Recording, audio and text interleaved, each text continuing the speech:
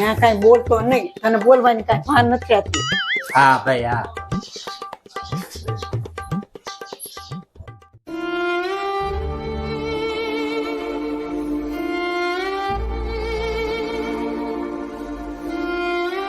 પણ બહુ સ્વભાવની હારી હતી હો, એકલા મૂકીને કોઈ દી ખાધું નથી. હા માજી, મને તે રોજ નવો વેરાયટી બનાવી ખવડાવતી. ભાભી પણ હેમા માલિનીની જેમ ચશ્માના બહુ શોખીન હતા કા? છેલ્લી ઘડી સુધી ચશ્મા કાઢ્યા ને એટલે કાઢ્યા જ નહીં.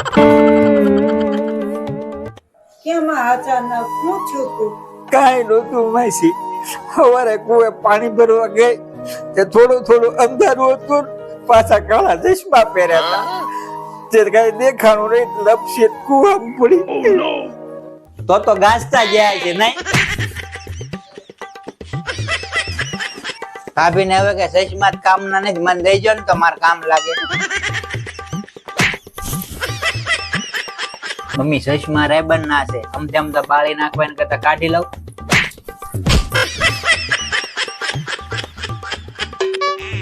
ઊંઘું રહેવાનું કીધું તું, તારી માં ચશ્મા હાટું થી ભૂખ થઈને આવશે.